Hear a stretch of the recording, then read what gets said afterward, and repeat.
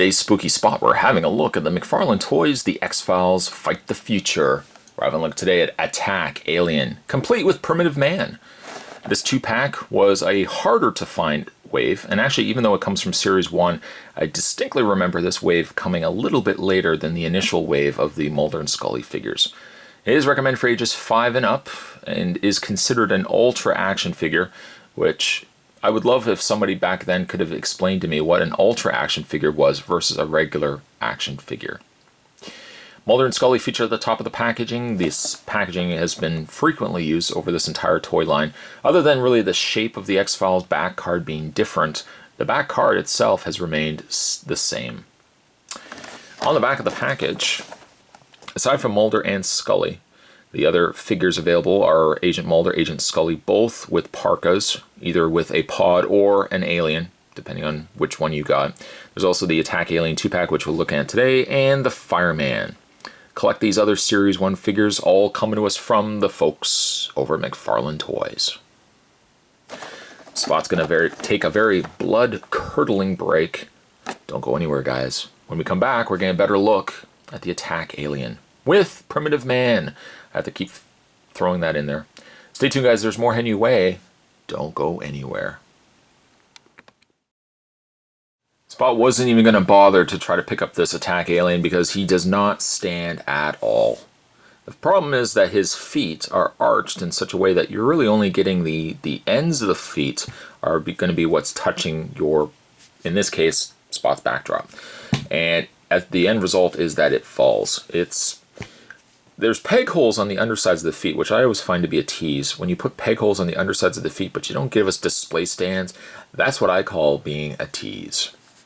The figure itself is pretty much a recast to the original Alien that came packaged. I believe Spot reviewed this with the Parka Mulder. It is, for most part, just the same figure, just painted ever so slightly different. It still has the problem that, well, the heads are rubbery. There's no articulation or any movement in them.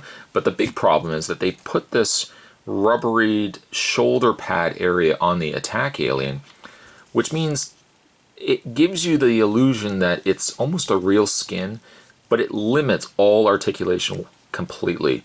He does have the ball hinge sockets, but you can't do any movement with it. Can't move it forward, can't move it back, and too much stress, it's going to rip these pieces right off from the shoulders. The back is nice and finished and nice and complete, and I like that the head kind of has a rubbery, synthetic skin look to it, but it really ruins, I don't know why they could not have just trimmed it around the shoulder area so that at least you could have gotten some movement, because ultimately it just means that the figure is pre-posed. I like the lighter coloring that they put in the Attack Alien. I'm not really sure which one I like more. The lighter color definitely stands out better than just the dark muted green that they put on the other Alien.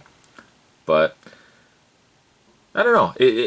I guess it depends on which figure firstly you actually like. The open mouth isn't too bad, but I think if given the choice, I probably would go with this one more so. It just looks more like just a regular Alien that you could use for other sets. This, don't really care for the open mouth, the very gummy mouth. Not crazy about. In fact, it kind of looks like that. Wasn't there like a leech monster in X-Files? Kind of reminds me of that for some reason. So I think if given the choice, I prefer this one a little bit more. And I also like that his arms are just straight down. This one, the arms are up, but aside from the hands, you can't do anything with it. For your articulation, he has, again, no articulation in the head. It's just one rubbery piece. Realistically, he should have ball hinge sockets in the shoulders, but he really doesn't. He has a rotation in the wrists, no articulation in the waist, and then his legs are on a V-cut. So they only swivel this way. They don't swivel down, they don't hinge out or anything like that. He has no articulation in the knees, and nothing in the feet. So he's very, very bare bones when it comes to articulation. It's a good looking figure, and I dig the extra paint on him, maybe versus this one, but I prefer this Alien overall to this one right here. I don't even remember if Spot actually gave this one a rating, but I think if I was going to give Attack Alien here a rating, I would only probably give him a 5.5. Will he stand? No, of course he won't. Oh, Spot, don't be ridiculous. Of course he won't stand. The other figure, and I guess the other figure is really just more of...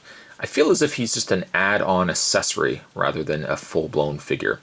Sure, he does have the articulation in the legs, just a straight swivel in the legs, swiveled arms, but you really can't do much with him. He's kind of hunched back, and you can actually take the fur, and you can see that they've sculpted in all a figure underneath. It's a completely finished piece, but they've glued the fur over top of the chest.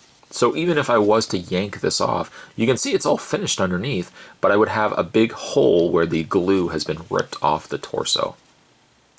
Primitive Man also comes with a club. Of course he does. And it's a very large-handled club, though you can still get it to fit in his hand.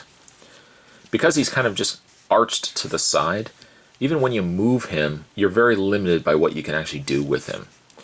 His face doesn't look bad, but he has the bad wig syndrome of some action figures, where it looks like it's just a wig over top of a bald head. Again, you could probably remove it, but there's not enough finished underneath that it would look like you've ripped something off. I think the trade-off for as primitive, no pun intended, as primitive this figure would be, I guess its draw is the sculpt in the fur tunic and also the sculpt and paint in the rest of the figure. It's a really neat looking figure. I just feel like his face is the weakest aspect of this entire package. The face looks kind of greasy, and it's got that slickness to it that it looks like it could be a sweaty complexion, but it's just nothing wowing for me. I kind of wish they had at least an expression or something on his face as opposed to just this very calm. He looks very sophisticated, though he is wearing some animal's pelt over his shoulders. Primitive Man, I'm going to give him also a 5.5. Today's Spooky Spots, and this is actually, I guess, the last Spooky Spot for at least the X-Files figures. Today we're having a look at the Attack Alien and the Primitive Man. Not a bad 2-pack. They were very hard to come by, but a 2-pack that I think if you are collecting the other X-Files figures, this is a 2-pack that you could probably just pass on. If you are to get an alien, get the alien that comes with Parka, Mulder, and or Scully. I think that's the stronger of the two. This is a 2-pack you really don't need. Stay tuned. Like I said, Spot's got more Spooky Spots heading your way. Even though we finished our X-Files figure reviews, there's going to be more Spooky Spots heading to you this month of Spottober. Thanks for watching as you always do, guys. See you next time.